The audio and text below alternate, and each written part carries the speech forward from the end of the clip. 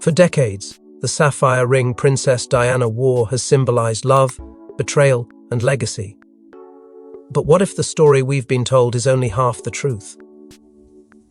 Just moments ago, King Charles reportedly received a sealed portion of Diana's will, hidden for over 2 decades, stating that her engagement ring was never meant for public auction, not even for Harry or William, but exclusively for Catherine.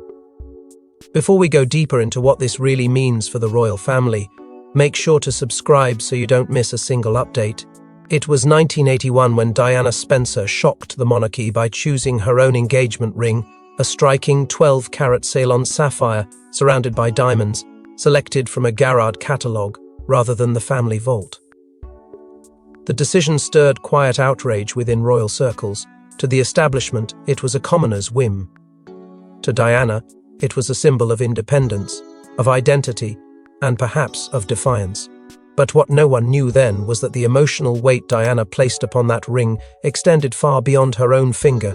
Tucked away in private correspondence with a solicitor and hidden among the complex legal documents of her estate, Diana detailed how the ring had become her silent companion through scandal, heartbreak, and isolation. It wasn't just an ornament, it was a relic of every vow broken, every tear shed behind palace walls. Over the years, speculation swirled about a sealed codicil, a mysterious clause whispered about by royal observers and legal analysts alike. While official channels denied its existence, several legal experts maintained that Diana had requested personal items, including a particular piece of jewelry, to be handed down under strict circumstances. That speculation has now exploded into reality. The sealed document Charles reportedly received today doesn't leave room for ambiguity. Diana's words, unshakably direct, declare that the engagement ring must belong to the future queen consort, whose heart mirrors mine. That phrase, carefully chosen, has now shifted the entire dynamic of royal inheritance and, more critically, royal legitimacy. What's more, palace insiders suggest this revelation comes with a bitter twist. The ring, which currently rests on Catherine's hand, may not have been passed down through brotherly love alone. While public narratives painted a picture of Prince Harry giving the ring to William in a gesture of brotherhood, this new information raises a deeply uncomfortable question. Was this decision guided, or even compelled, by a confidential royal directive, known only to a few at the top? The quiet pact between the brothers may have been rooted in more than sentiment. It may have been the execution of their mother's final, most personal instruction. The emotional firestorm ignited within the palace cannot be overstated. Charles, now burdened with this revelation, is said to be deeply shaken. That phrase, leaked by a trusted aide, underscores not just surprise but disruption. Diana, long gone, had managed to reach into the very heart of today's royal power structure with a posthumous declaration that Catherine, not Camilla, not Meghan, not any other, was her rightful spiritual heir. The monarchy now finds itself in a place it dreads, a mirror held up by the past reflecting truths it has long tried to forget. But this revelation wasn't just sentimental, it carried the power to reignite buried tensions and force the monarchy to confront what Diana left behind. Palace staff claim the king's hands trembled, his face turned pale. Seconds after receiving the document, he locked himself inside his private study, refusing counsel. What could reduce a monarch to silence in an instant? The answer lies in Diana's final words, meticulously directed not to her sons but to her former husband. Behind the heavy doors of Clarence House, an unnatural stillness fell. According to a senior aide, Charles read the sealed clause twice, then a third time, before removing his glasses, his expression void of breath or colour. He asked everyone to leave. For the next 3 hours, no one was allowed near the study. Only muffled pacing, drawers opening, and eventually silence echoed from within. Sources say the king held the letter Diana had left for him, one that accompanied the unsealed portion of her will, her handwriting unmistakable, the phrasing cold and final. This ring is not just jewelry, it is my witness. That sentence alone, 5 words that pierced through decades of decorum and repression, reportedly left Charles motionless, hunched over his desk, with his past collapsing over his present. The valet, who has served Charles for over a decade, allegedly found him sitting in the same chair he'd used the day Diana's body was returned to England. To those closest to him, it was as if time had unraveled. There was no king in that moment. Only a man confronted by the one person whose presence he could never outrun. The very ring he had once watched her admire, now reborn as a final instrument of truth and judgment, was no longer a relic. It was a verdict. Diana's decision to send that message not through their children but to him directly is what struck the fatal chord. She knew what it would do. She knew the silence it would create. That silence, however, did not extend to others. As the king remained shut in, the document's existence began circulating among trusted palace staff, fueling urgent conversations. Legal minds were consulted. Public relations advisors scrambled. But one figure was glaringly absent from the situation: Camilla. Her name had not been mentioned, and she had not been seen anywhere near the wing where Charles remained. Palace insiders suspect this omission wasn't accidental. Had Diana deliberately excluded her from the moment? Had Charles chosen to keep it from her? And if so, what did he fear she would do? While some courtiers attempted to spin the letter as a gesture of closure, those who read it knew better. Diana had written it not to soothe, but to unsettle. She wanted Charles to know that her presence, her values, and her voice would outlive even the crown he now wore. And the realization that Catherine, not Camilla, had been chosen by Diana as her spiritual successor hit with unrelenting force. The king's silence, his withdrawal, wasn't just grief, it was reckoning. It was the collapse of the story he had tried to maintain for years. But while Charles privately struggled to comprehend the emotional bombshell, whispers raced ahead of him, reaching those who had the most to lose.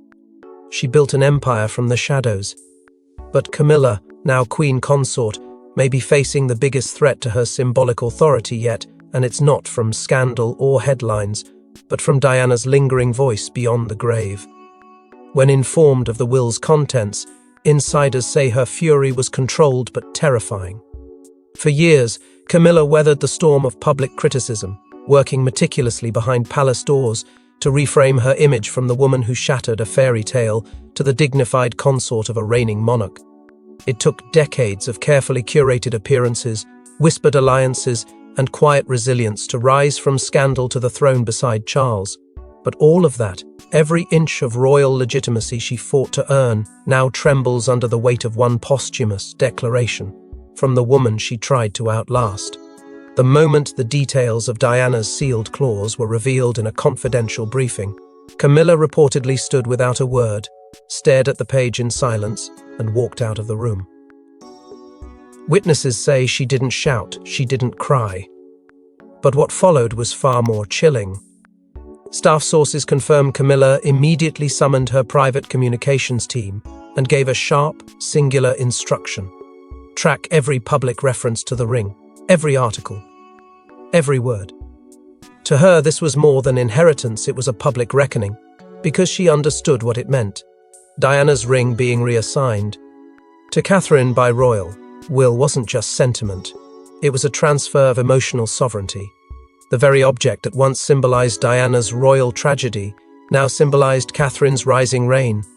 And the British public, always sentimental, always loyal to Diana's memory, was beginning to stir again. Camilla saw the danger clearly. If Diana's will named Catherine not only as a successor to the ring, but to the emotional authority it represented, Camilla's years of work could collapse overnight. Behind the scenes, tension between Charles and Camilla reportedly escalated. He had known the moment would come, the day when Diana's legacy could no longer be contained in curated speeches or buried headlines. But Camilla hadn't anticipated how visceral the fallout would feel. One aide overheard her muttering, "She's wearing a ghost," in reference to Catherine. The phrase, cryptic and bitter, betrayed a deeper fear, that the past, long thought silenced, had returned not in scandal, but in righteousness. Diana's words had not only endured, they had found a vessel. A vessel was not Camilla. Insiders say Camilla grew distant in the days that followed, withdrawing from engagements and refusing press access. A cold front settled over the palace as whispers of her vulnerability began to circulate. The queen consort's image, once controlled with surgical precision, was now slipping through her fingers, inch by inch, with every whisper of Diana's name and every photograph of Catherine wearing that ring. But Camilla knew this battle was no longer about perception. It was about legacy, and it was one Diana had laid the groundwork for with unnerving precision. And while Camilla's grasp on her image began to slip, another royal silently rose to the moment Diana had orchestrated from beyond the veil. Catherine has always carried Diana's memory with grace, but palace sources reveal she's now learned the full extent of just how closely her fate had been tied to the late princess. In a private moment, Catherine is said to have whispered, "I always felt it was hers. I just borrowed it." The moment the revelation reached her, it wasn't during a grand ceremony or royal engagement. It was behind closed doors, in a softly lit room at Kensington Palace, when a trusted royal advisor placed the document in her hands. The sealed clause from Diana's will, uncovered after decades, didn't just name Catherine, it described her. Not by title, but by essence. Diana had written, "To the woman who will carry what I could not, the ring belongs to her." Catherine, silent and composed, is said to have read the line several times before quietly standing and walking alone into the palace gardens. Staff noted her absence for over an hour. When she returned, her eyes were red but her posture unshaken. She had cried, but not out of grief, out of understanding, out of an emotional alignment that no title could ever fabricate. Family members close to her later shared how deeply this moment affected her. One source said, "She's always carried Diana with her through her choices, through her compassion, through her silence." It wasn't just about the ring. It was about the responsibility that came with it. Catherine had long treated the sapphire as more than a token. On the day William proposed, she wore it not as a symbol of her own triumph, but as a tribute to the woman whose absence still echoed through the halls of the monarchy. Now, knowing Diana had chosen her from beyond the veil, everything changed. The emotional burden deepened, but so did her sense of purpose. In private, she reportedly said to her sister, "If this was meant, then I'll carry it with purpose." Inside the palace, the narrative began to shift rapidly. PR teams rushed to control the media storm, aware that public sentiment had just tilted in Catherine's favor heavily. Headlines declared Diana's ring rightfully returned, while online platforms flooded with images of the two women side by side. Hashtags surged. The people were choosing, and they were choosing not just Catherine but Diana through her. The Queen Consort, once seen as the future, now looked more like the past. And as media coverage intensified, even senior officials began discussing what this symbolic inheritance could mean in the long term. What was once just an engagement ring had become something else entirely, a spiritual endorsement, a torch passed from one woman to another, across generations, across heartbreak, across time. But the emotional quake didn't stop there.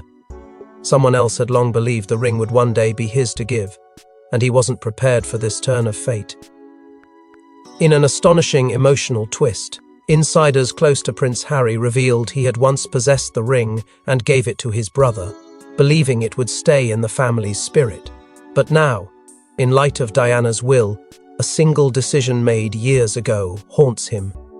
After Diana's tragic passing, her sons were allowed to choose a keepsake from her private belongings. William took a Cartier watch, but it was Harry who chose the sapphire engagement ring, Sayi. "At the time, I want Mummy's ring for the one I marry." The young prince held onto it quietly, tucked away from public view. To him, it wasn't just a gem, it was her heartbeat, frozen in stone. Years later, in a gesture of brotherly love, or perhaps a belief that destiny would sort itself out, Harry gave that very ring to William when he expressed his intent to propose to Catherine. It was a moment that drew admiration, painted as the selfless act of a younger brother honoring both love and legacy. But now, with the shocking revelation of Diana's sealed clause that the ring was meant exclusively for Catherine, the meaning of that act has twisted into something far more devastating. Sources reveal that upon hearing the full contents of the will, Harry was visibly rattled. According to a longtime friend, he reportedly said, "I gave it away thinking I was doing the right thing. Now I realize I gave away her last wish." The revelation didn't just reopen wounds between him and the institution, it reopened something far deeper. A sense of betrayal, not just from the palace, but from history itself. What stung most was the implication that Charles may have known.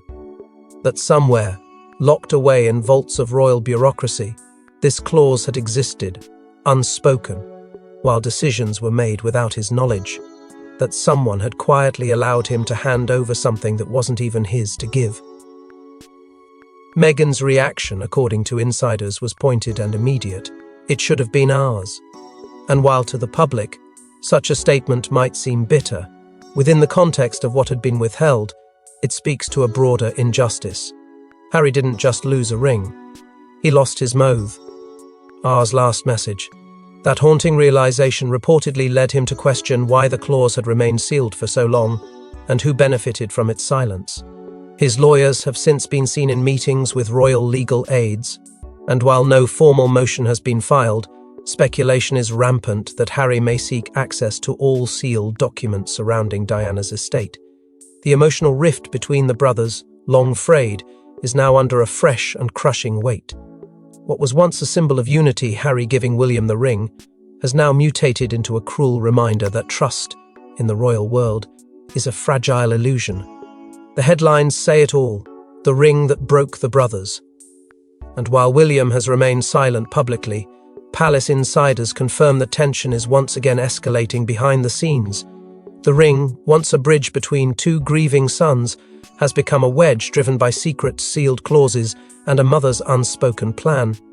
And while Harry wrestled with betrayal, legal forces began converging to validate the unsealed clause and its deeper consequences for the line of succession. Why was a royal codicil, written in Diana's final days, sealed and hidden for decades? The answers lie in a string of redacted legal memos, missed deadlines, and a mysterious solicitor who vanished from public record weeks after her death. In the final months of her life, Princess Diana made moves that at the time were interpreted as emotional and personal. But documents now surfacing suggest otherwise. Legal experts have revealed that a codicil, an official amendment to Diana's will, was dated mere weeks before the Paris crash. It carried the cryptic title, Specific Inheritance Instruction. As concerning symbolic regalia, those words alone sent shockwaves through both legal and royal communities. The clause, confirmed as genuine through handwriting analysis and legal comparison, had been filed discreetly through a small London-based firm. But then, just as quietly, it disappeared sealed by court order and removed from the public registry. The solicitor of record resigned days after Diana's funeral and has not been heard from publicly since. His name erased from Law Society listings. His office shut down without explanation. Sources now claim that the royal family's legal advisors pushed hard to keep the codicil suppressed, citing the preservation of national stability. But behind that justification, darker whispers circulate.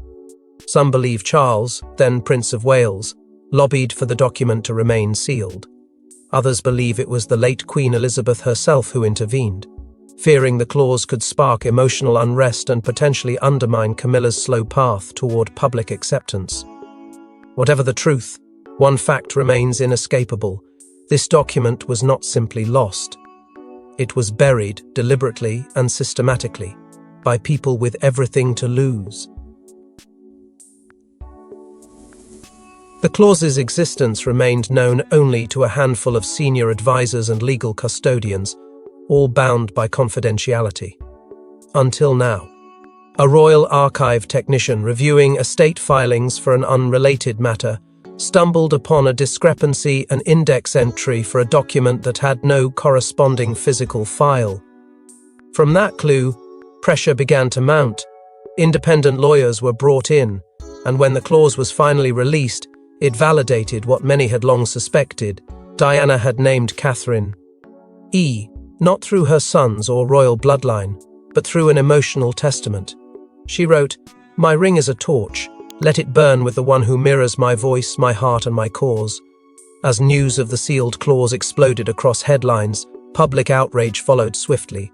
Why had this been hidden for so long? What else had been withheld?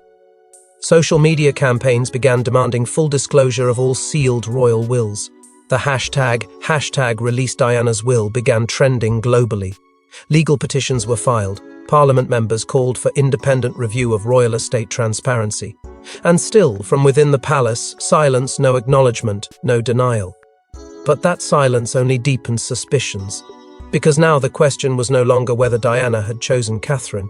It was why the monarchy tried to stop that truth from ever reaching the world.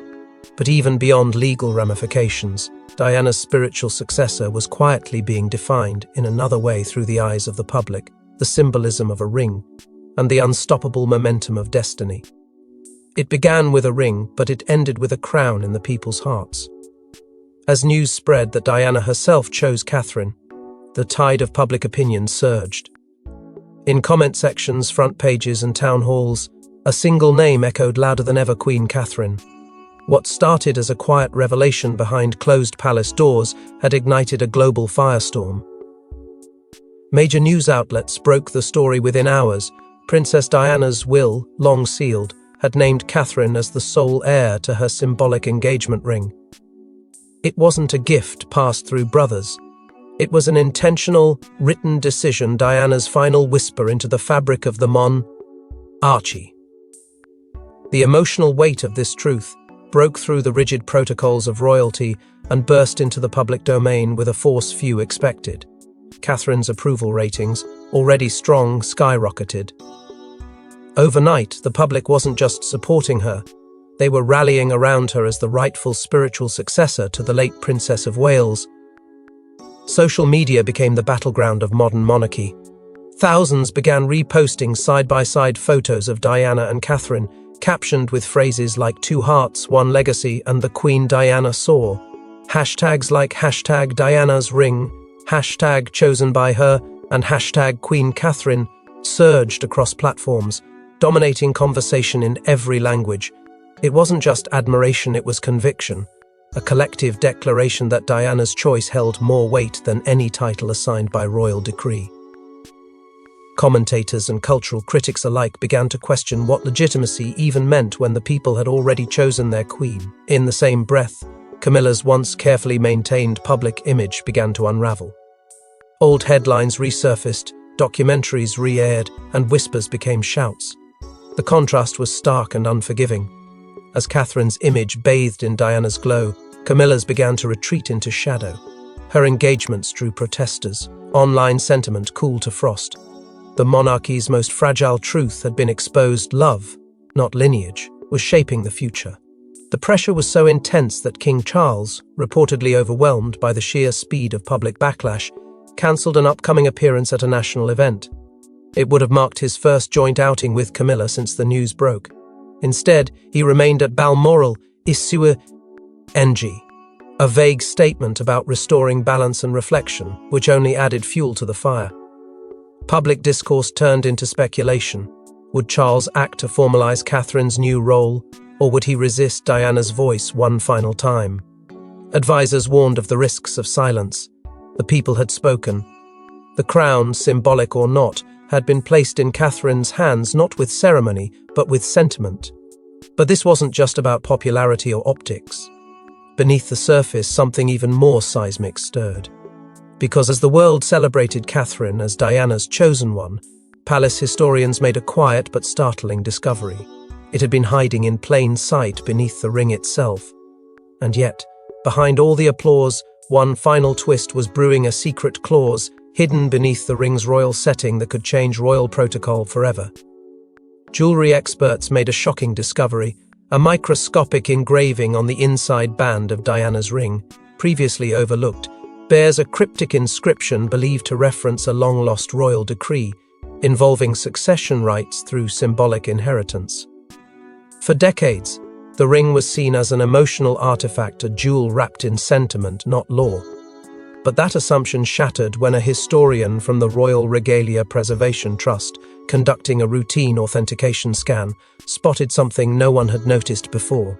Etched delicately into the interior curve of the sapphire's band were the words, "To she who carries my truth, so too shall the crown incline." The room reportedly fell silent. Experts immediately launched into research, and what they uncovered shook the very foundations of royal precedent. The phrase wasn't poetic, it was legal. It was traced back to a 17th century royal protocol known as the Covenant of Regalia, a largely forgotten statute that granted symbolic objects the power to influence succession, if linked to the sovereign's intent and bearing royal consent. The implications were staggering. Constitutional scholars convened in hushed meetings. Was this an actual invocation of a royal succession clause buried by time? Could symbolic inheritance override traditional bloodline order? In theory, no. In practice, history suggested otherwise. Instances from the Tudor and early Hanoverian periods showed how regalia, when named and passed with language mirroring Diana's, had once swayed coronations and titles. And now, in the 21st century, that pattern had emerged again. Only this time, it wasn't parchment or scepter, it was a sapphire ring. A ring that had travelled through grief, secrecy, and now revelation. Inside Parliament, whispers turned to unease. Advisors to the monarch reportedly debated whether this discovery could trigger legal challenges or shift the public expectation toward an unspoken transition of power, not from Charles to William, but from Camilla to Catherine. Quiet talks began among constitutional advisors, some even calling for a formal clarification on symbolic inheritance law. The monarchy, already battered by emotional waves, now faced a storm rooted in historical precedent. And in that chaos, Catherine's symbolic claim was no longer tied just to Diana's blessing, it was tied to royal tradict. Ion. She had become more than the people's choice. She was now, by arcane but undeniable logic, part of a sacred lineage dictated by the very monarchy it was meant to serve. And yet, despite all that had come to light, the will, the words, the engraving, the final chapter, wasn't in Diana's will, Charles's breakdown, or even Catherine's ascent. It lay in the corridors of Balmoral, where a final item, once locked away, had just been brought to light, delivered under heavy security, and opened only after the will's release, was Diana's personal letter, addressed to the woman who will carry my light. What Catherine read would change her forever, and seal her path to a destiny long whispered about in private royal circles. The envelope was hand-delivered to Kensington Palace by a senior estate trustee, aged and silent, with a trembling hand and a bowed head, marked with a faded royal seal and Diana's unmistakable signature. The contents were known to no one until now. Inside was a single page, handwritten, the ink slightly smudged, the paper creased from decades of preservation. It began not with formality but with feeling. You may never know how closely I've watched you. From the very first line, Catherine understood. This wasn't a letter from the past. It was a torch being passed. Diana spoke not as a princess, but as a mother, a woman, and a warrior of the same battle Catherine had unknowingly inherited.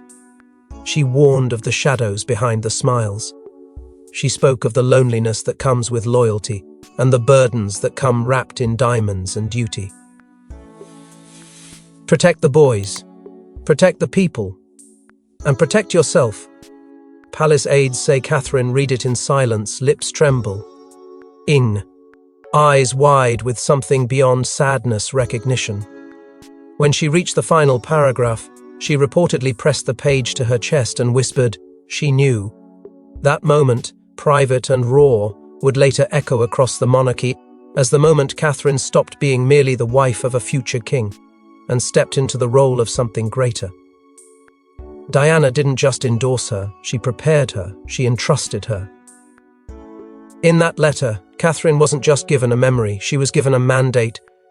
What followed behind palace walls was even more startling. King Charles, having requested to see the letter himself, reportedly sat alone in the Queen's gallery and read it through twice without saying a word. When he stood, aides say his expression was not that of a monarch, but of a man surrendering to inevitability. He offered no denial, no resistance, only the weight of silent acceptance.